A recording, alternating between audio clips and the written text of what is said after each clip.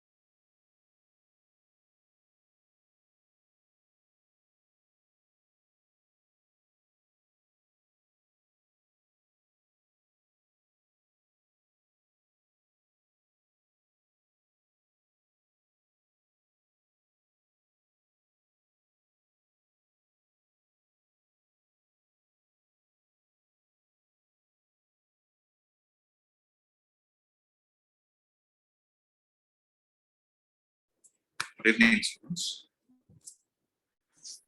Good evening. Am I audible? Yes. Good evening, sir. Yes. Okay. So we are at the end of this chapter. One last summary is transformer, right? We'll see that and we'll finish it today itself. It's a very simple concept, right? Let's see. Shall we get started? Yes. Before that, do you guys have any doubt from the previous concepts or something? Anything that you found it to be difficult? No. Nothing.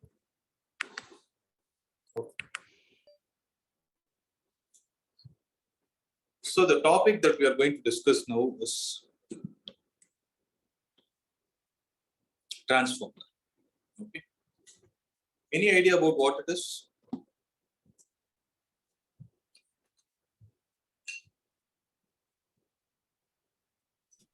Transformer. Something which comes Your voice is breaking. Sorry. something which produces current. The one which produces current is a generator. So it is not So used it to produce current. transforms AC to DC.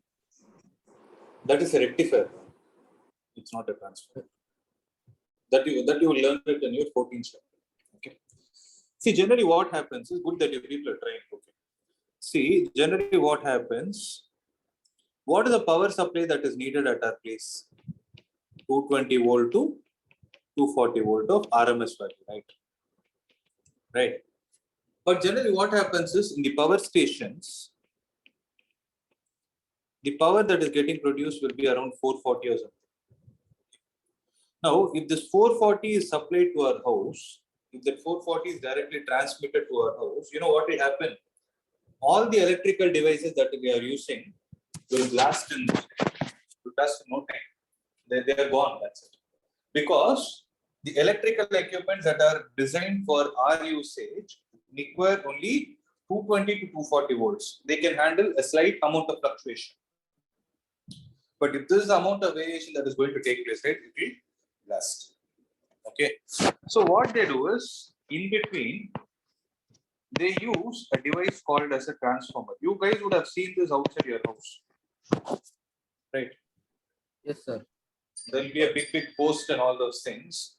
So transformer is basically that electrical, I can say it's an electrical structure also. It's an electrical structure which is either used to step down or step up the voltage. So what do you mean by step down or step up the voltage? Means this 440 volt is there, right? Once it reaches our house, it should come down to 240. That process is called as stepping down.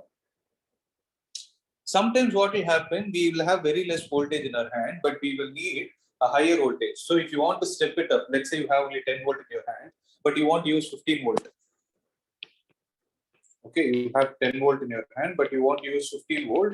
The intermediate part that you can think of is a transformer, which will have the tendency to step up this value. What do you mean by step up? It will increase the value from 10 volt to 15 volt. So basically, transformer is that particular electrical device which is used for converting and alternating current. So it is used only for AC, okay? It is not applicable for DC. It doesn't go for DC. So a transformer is an electrical device for converting and alternating current at a low voltage into that at high voltage, or the vice versa. Means you have high voltage, it will tone it down, step it down to a lower voltage. Okay. So if it increases the input voltage, it is called as a step-up transformer. For example, input is 10 and the output is 15. It's called as a step-up transformer. If it decreases the input voltage, it is called as the step-down transformer. Are you guys able to understand this? Yes, sir. Yes, sir. Okay. So basically, yeah. So basically, a transformer works on the principle of mutual induction. This we have already discussed in the previous chapter, right? So what is mutual induction, guys? If you are able to connect one device to a battery and the other device to the load, by the change of flux taking place in one device, you will be able to generate the power in the other device, the neighboring device. Do you guys remember this? That process is called as mutual induction. right? So induction itself will happen when there is a change of flux. Now what will happen is, basically a transformer's simplified diagram is like this. Means you will have a laminated iron core, and around this laminated iron core, you will have a windings like this, where one of the sides the windings are connected to the AC source, and on the other side you will have windings which are wound around the same laminated core, which is connected to the load. What do you mean by load? Our house is a load. Load doesn't mean mechanical load. It is a electrical load, like fan, tube light. All these things are called as loads. Am I clear, guys? Okay. So if you observe, if the number of windings on the left hand side, which is generally called as the primary one, so I think I've already used this word. There are two types of coils that are available. One is called as primary coil, and second is called as the secondary coil of this. So what do you mean by primary coil? The one which is connected to the battery. The one which is connected to the load is called as the secondary coil. So if the number of windings of the primary is less than the number of windings of the secondary, we call it as a step-up transformer. Whereas if the number of windings of primary is more than the number of windings of secondary, we call it as a step-down transformer. Seriya? Why it is so? You need not actually memorize it. You will have a logic for why it is. Okay. So let's see what it is. What is going to happen? So it works on the principle of mutual induction. That is, when there is a change in current, so alternating source means for some time the current will be in upward direction, for some time the current will be in lower direction. As a result of which, can I say that the change in magnetic flux will take place? So due to the change in magnetic flux, what will happen is all the magnetic flux will get linked to the other coil also. When this is happening, okay, when this is happening, you can say that these two coils are inductively coupled and an induced EMF is set up in the other coil, and this principle is called as mutual induction too. So to conclude the whole story, transformer is an electrical device which works on the principle of mutual induction. Okay. Now let us see the construction of it. So obviously, for a transformer, when it has to work on the principle of mutual induction, you definitely need two coils. A transformer essentially consists of two coils of insulated copper wire. You know what is insulated copper wire? You have a copper wire on top of which you will have an insulation. That plastic sheet will come, no? That is an insulation. Having different number of turns and wound on the same soft iron core. There is reason why they use the soft iron core.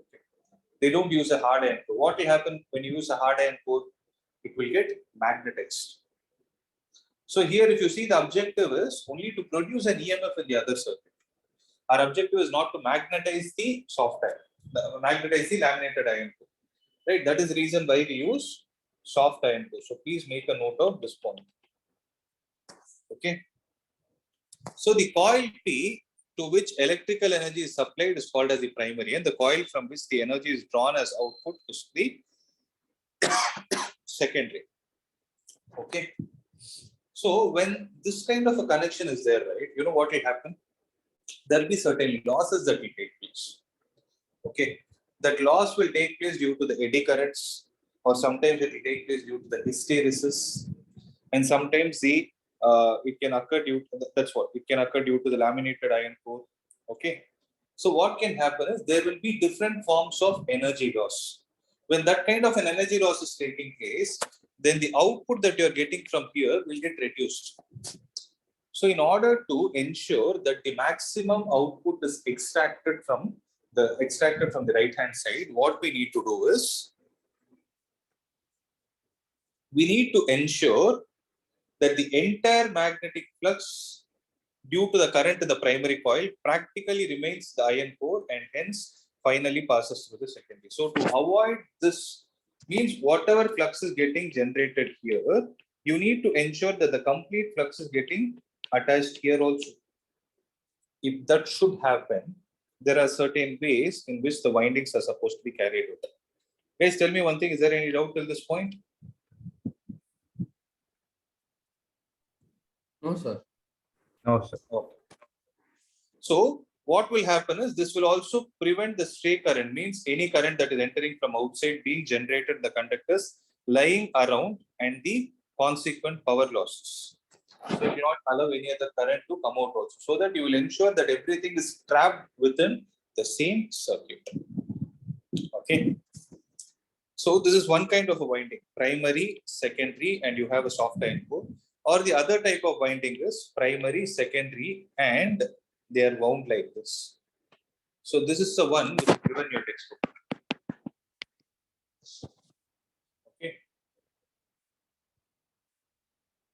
Now you guys tell me, out of the first and the second, which one do you think is more efficient?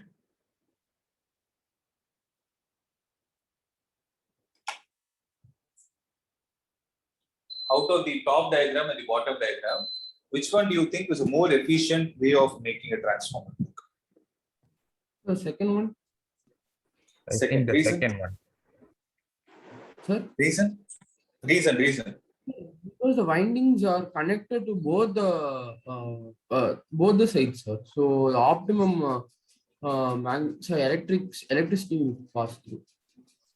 Okay. Any other reason?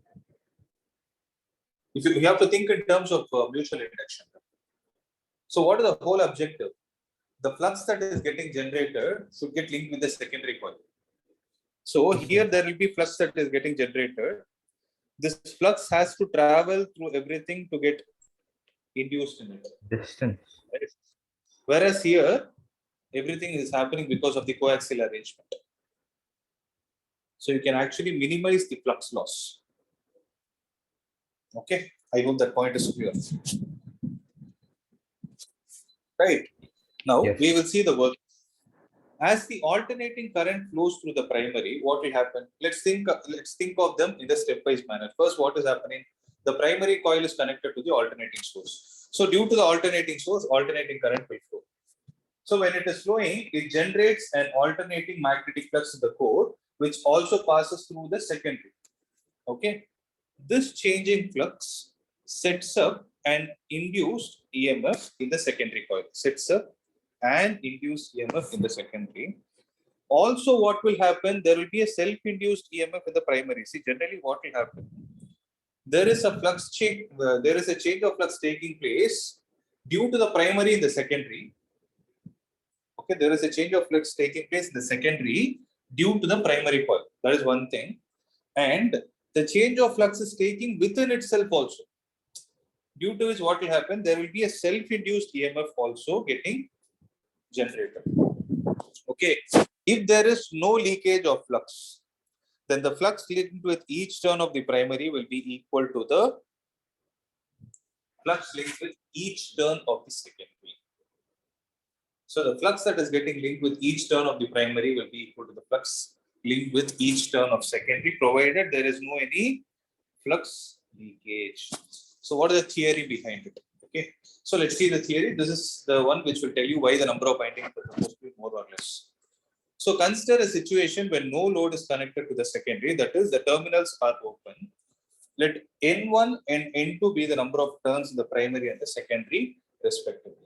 So one thing to be noted, if the number of primary is equal to number of secondary, then the transformer will neither be a step up nor a step down. Let N1 and N2 be the number of turns in the primary and the secondary, respectively. So the EMF that is getting induced in the primary is given as minus N1 into d phi by dt. I didn't write it as d phi 1 by dt because the same d phi by dt will get linked with both primary and secondary. So can I say E2 is equal to minus N2 into d phi by dt? Then what will be the value of E1 by E2, guys? E1 by E2 will be equal to N1 by N2, where N1 is primary and N2 is secondary. Guys, am I clear till this point? E1 by E2 will be equal to N1 by N2. If E1 is greater than E2, means if the primary EMF is greater than the secondary EMF, what can you say about N1 and N2? N1 will be greater than N2. Is it not like N1 is going to be greater than N2? Yes, sir. Right? When that is the case, observe here. The number of windings, the primary is greater than the number of windings in the secondary, then it is going to be a step down transformer. Similarly, the vice versa is going to happen.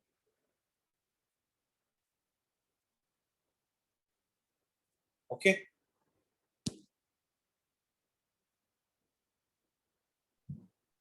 Sir, sir, Tell me. sir, if the energy in the first coil is more than the energy of the second coil, it is a step down Energy, transformer. it is not energy, it is voltage, EMF. It's not Yes, energy. sir. E1 stands for, yeah. If So the if the EMF, EMF, yeah, please sir, continue. can't hear you. Okay, sir.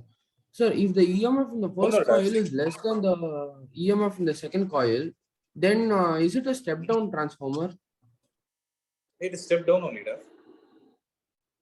I Then told vice step down versa only. would be step up. Vice versa is step up. See, for example, 220 to 240, it is step up. Step up, sir. 240 to 20, it is step down. Step down. Okay, sir. Okay. So for step down to take place, it's very simple. If this side is more than this, number of windings in primary is less than number of windings in secondary. Step up. Number of windings Okay, in sir. primary is greater than the number of windings in secondary, it is step down. Clear, sir. Here. Okay. So here there is some important point to be noted. Let E be the EMF applied to the primary, that is the alternating source. And we discussed one point, right? Due to the change of flux taking place within itself, there is a self-induced EMF that will get generated. So by Lenz's law, we can say that the self-induced EMF E1 opposes the EMF in the primary coil. So what will be the resultant EMF? E minus E1. Means the source value minus the induced value. Okay. So this EMF sends current I1 through the primary coil, and let the resistance of the primary coil be R. Then E minus E1, I can write it as I1 into R according to Ohm's law. But what will happen in reality is we will maintain the resistance of the coils to be very low, so that there is no heating loss that is taking place. Okay. So since the value of R is very small, we can say RI1 can be neglected, as a result of which E will be equal to E1. Thus, E1 may be regarded as input EMF and E2 can be regarded as the output EMF. So that is why we get this value. Am I clear, guys? Yes, sir.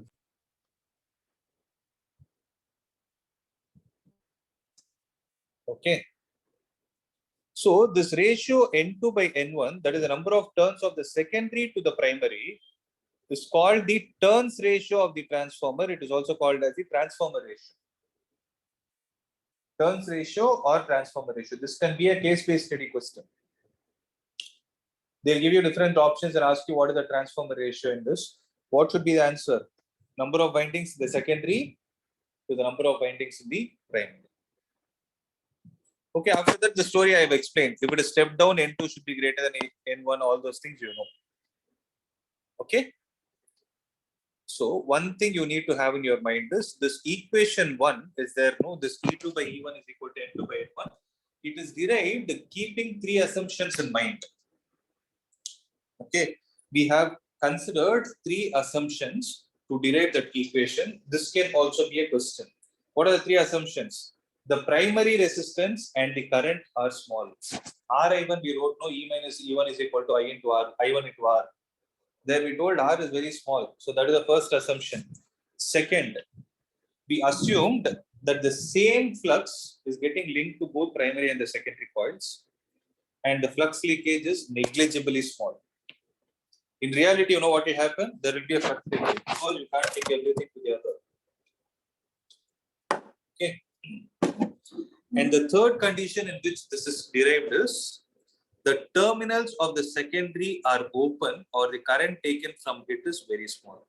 So these are the 3 assumptions on the basis of which we derived E2 by E1 is equal to N2 by N1. So till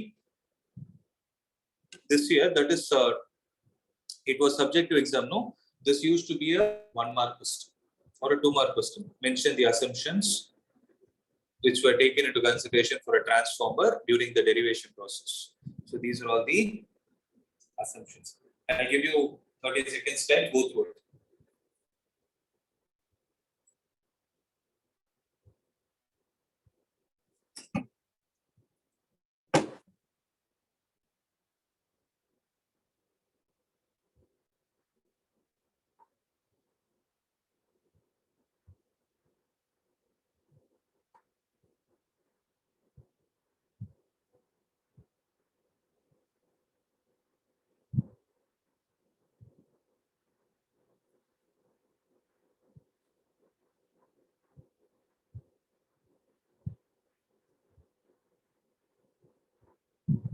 Done, guys? Right. So there are few more things. See, these are all the things that will come under the comprehension question. That is a case-based study or whatever you call it. Okay. So currents in primary and secondary. Assuming the transformer to be ideal one, so that there is no energy loss. This will also happen. That is also one of the questions. Okay. So we are assuming that the transformer is ideal and there is no energy loss.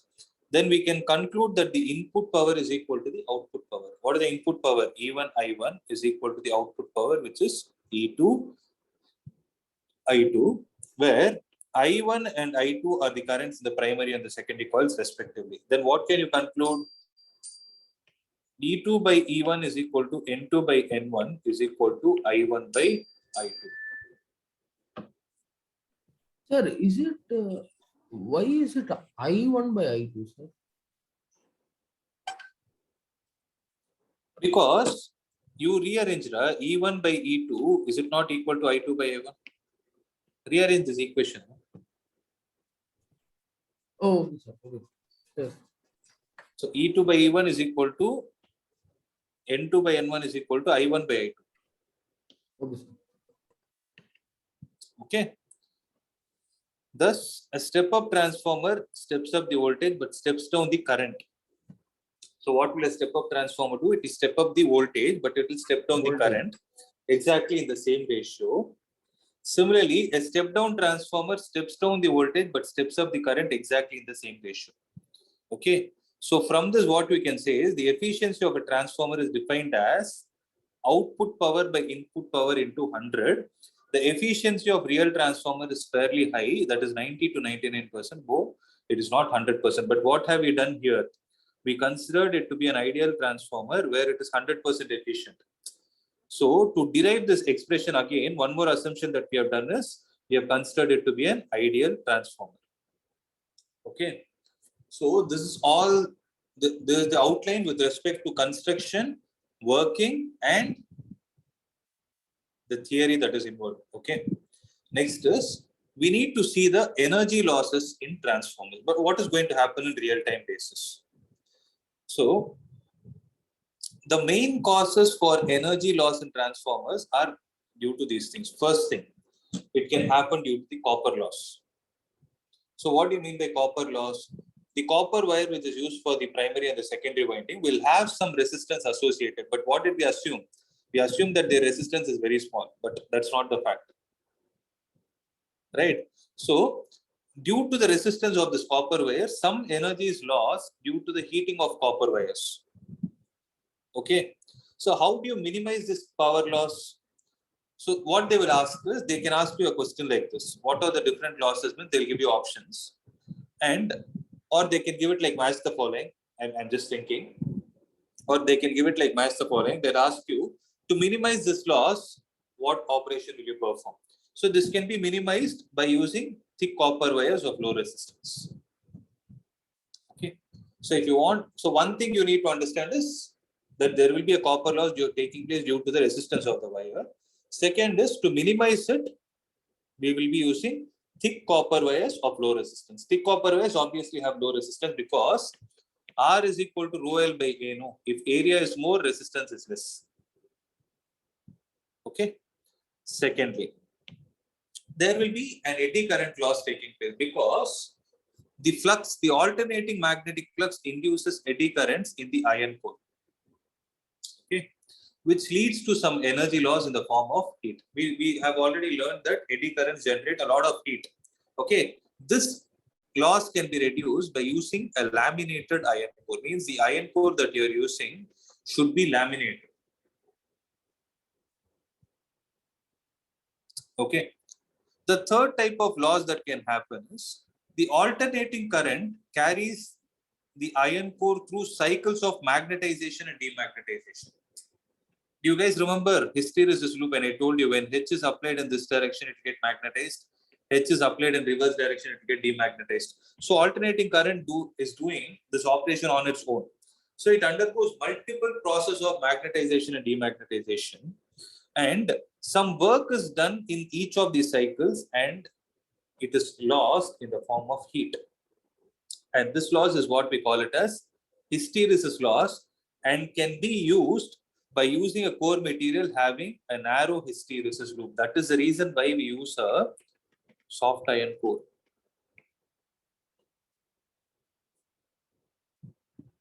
Okay, that is the reason why we use a soft iron core. Lastly, there are two more. One is flux leakage. What did we assume? We assumed that there will be no flux leakage at all. So the magnetic flux produced by the primary coil may not fully pass through the secondary coil. Some of the flux may leak into air. This loss can be minimized by winding the primary and the secondary coils one over another, like how you guys told. This is there and this is there. No, I told you the textbook diagram. The textbook diagram is the one which is used to reduce the flux leakage. Okay. And the last one that can occur is due to humming loss. So as a transformer works, its core lengthens and shortens during each cycle of the alternating voltage due to a phenomenon called as magnetostriction. Okay, this gives rise to the humming sound. So some of the electrical energy is lost in the form of humming sound. This can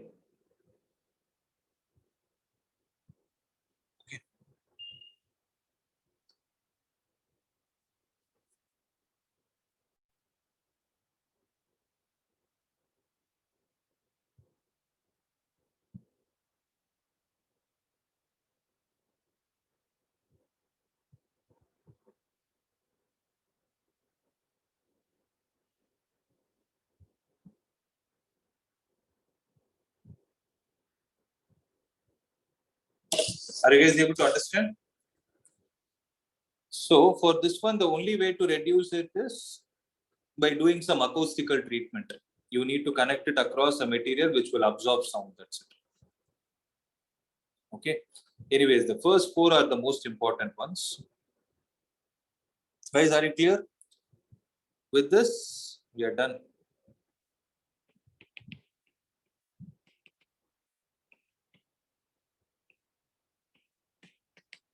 Okay. So going forward, what I will do is I'll be giving you assignments, and based on those assignments, I'll be doing the discussion in the class. Okay. So now what we will, is there any doubt, by the way, from this topic? Is it clear? Are things clear?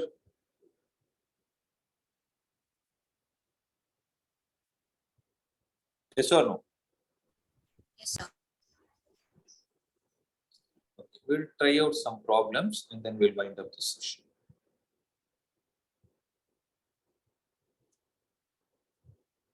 See, this graph is very important. Okay, I'm leaving it to you to learn. This graph is very, very important.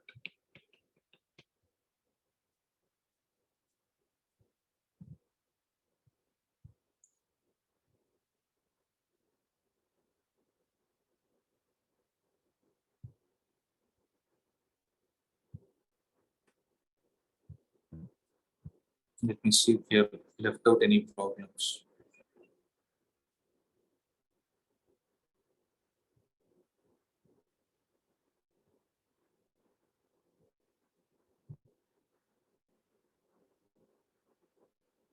Anyway, show that problem and all will not come, so you need not worry.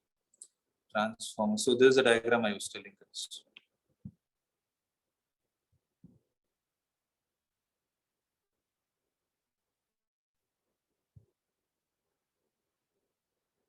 So flux leakage,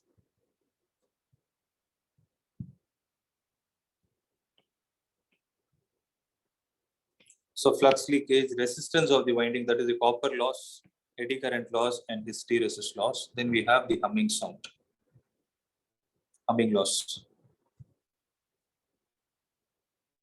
So other things are easy only, right? So all these problems you can actually try it on your own. Apart from this, I'll be sharing an assignment also. You guys do it. I think that is a 70 marks assignment. I'll give you some sufficient time to do it. Okay. That's it, guys.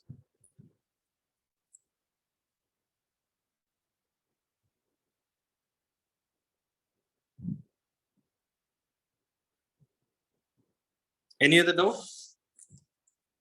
I'm done from my side. Is there anything you guys want to ask me?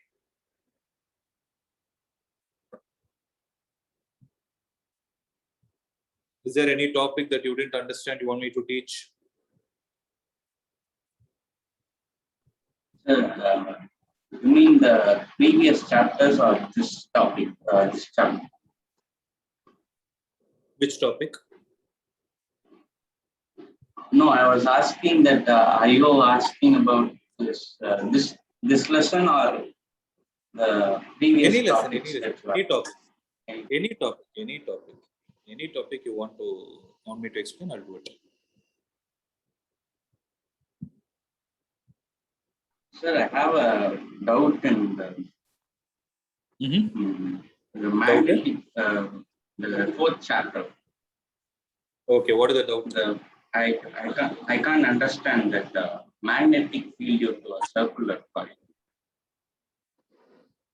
Okay, magnetic field due to a circular coil. What is it you didn't understand? Derivation part, you don't know how to I put the mean- direction. Yeah, the derivation part I couldn't understand. Okay, derivation part you didn't understand. That's fine. I'll do one thing. I've already recorded a video. I'll share it with you. Did you go through the video already? Did you go through the video from the already uploaded I session? mean, the recorded session here. Recorded Yeah, session, I saw Very it, good. but Which it's step- really which step? difficult. Yeah. I mean, you were Okay. you are asking about, you are saying about those vectors, right? Right hand thumb rule, applying the right hand thumb rule. That part you are showing through your hands. Yeah. It's really, I was a little bit confused of.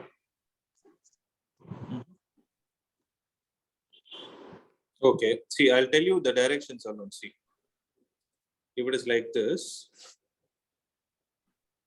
when you're seeing from this side, okay, when you're seeing from this side, let's say the current is flowing in the anti-clockwise direction.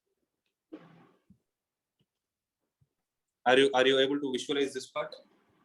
When you see from this Yes, side, sir. the current is flowing in anti-clockwise direction. So, if I consider a current carrying element at the top, what will be the direction of current at that point? If I take a current carrying element of length dl, okay, what will be the direction of current at the topmost point? Will it be towards you? Will it be towards us or away from us? It will be towards me. It will be towards us, right? So when it is towards us, it is going to be something like this.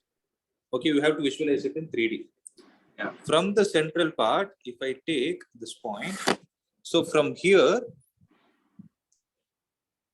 if I say this distance is, let me say this distance is x, this is a, and let me call this as r, then what is going to be the small value of magnetic field that will get generated at point P? dB will be equal to mu naught ideal sin Sin theta theta by 4 pi r. 4 pi r square, where, okay, instead of theta, I wrote it as alpha. So what is this alpha? Alpha is the angle between the current carrying element and whom? And R. Right. Correct. So Ah. current carrying element. So what is the angle between the current carrying element and R? When DL is towards me, R is in the plane. What will be the angle between them? 90 minus. That will It be is only 90. 90. It is only 90 because DL is out of the plane. It is towards me. See, visualize. Wait. So I'm seeing the angle between A and R. So DL and R. DL and Yeah. You need to see the angle between DL and RC. If this is the circular ring, okay, my bottle cap, if this is a circular ring, DL is in this direction. Okay, if you have a circular object in your hand, have it, hold it. DL is in this direction and R is in this direction. Okay, DL and R are like this. Now you look at this and tell me what is happening. I'm not bending or doing anything. You're able to see? Perpendicular. It's perpendicular. It is perpendicular, right? Convinced? Yeah, yes, sir. So it is going to be perpendicular. So when it is perpendicular, this will become mu naught. 1 minute. You're not ideal sin 90. Yes.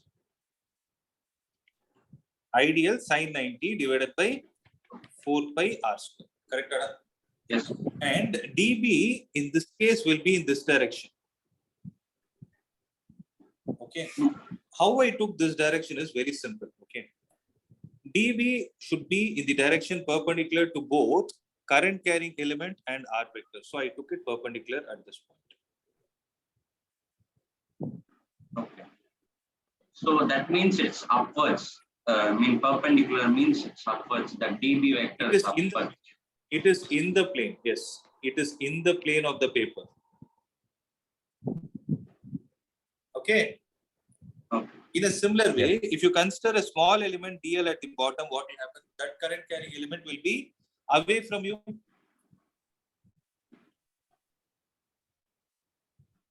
Right? Is it not going to be away from you? When it is Yes. away from you, at this point, dB will be in this direction. And this is also same R because from any point on the circumference of the circle, you try to measure the distance, it takes the shape of a cone. Correct? Now, if yes. I take this, now if I take this angle as theta and this angle as theta, if I drop something like this, then this will be 90 minus theta and this will be theta and this will also be theta. So dB can be resolved into two components, dB sine theta and this will be dB sine theta and this will be dB cos theta and this will also be dB cos theta. dB cos theta are gone. So it will be 2 times. So dB net will be equal to 2 times dB sine theta. But what is the value of dB? Mu naught IDL divided by 4 pi r square. Correct? Into sine theta is how much? Sine theta is A divided by R. Yes, sir. So sine theta will be A by R. So this will be mu naught IA divided by 4 pi R cube into DL. I missed a 2, right? Okay. Understood. I missed a 2. So 2 will come integral of. Now DL is the only variable. So since there are 2 DLs, you need to integrate it only for half the circumference of a circle. 0 to pi A. Now if you take out everything, 2 mu naught IA divided by 4 pi R cube. Integral of dA from 0 to pi A will be this thing. Now this 2 and 2 will get cancelled. Mu naught I A into A is A square divided by 4 into R is A square plus X square, the whole power 3 by 2. This is 2. Okay. That is the reason. Now is it clear? Yes. Yeah. So it will be in the rightward direction if the current is flowing in the anti-clockwise direction. If the current is flowing in clockwise direction, you try it today so that you will get convinced. So if the current is flowing in clockwise direction, the 2 dB sine theta would have been in leftward direction like this. If you want, you can try and see. Okay, that part I gave. So this is the outline. Any other doubt? Over.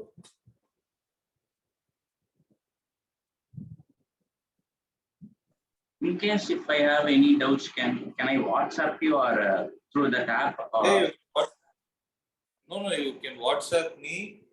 You guys can WhatsApp me, but only thing is don't call me because I'll not be in a position to pick the calls. So WhatsApp, in the sense, if the question is too big or you want to convey something where you typing is too large, you can drop me a voice note. Okay. Or what you can do, suppose you're solving a problem. Okay. Let's say you're solving a problem and you got a doubt. Take your mobile, hold it from the top, and just write on the paper. Right, whatever you're trying to solve, write on the paper. And if there is any step that you have a doubt, take a video and send it to me. Okay. But only requirement before you guys ask me any doubt is, you guys should have tried it before you come to me. You should not come and say that I didn't understand anything. You should try and then come to me, then I'll help you. That is only requirement, nothing else. Okay. Okay. That's it. Any other doubt? No, sir. That's it from my side. So prepare well for the test, upcoming test. Do it well. Okay, and do update me how many of you are coming and writing the institute, because we need to have the printouts and everything ready. Okay, so drop a personal message. I'll be sharing a Google form. Just ensure you fill it. If you're coming, fill it. If you're not coming, also you fill it. Okay.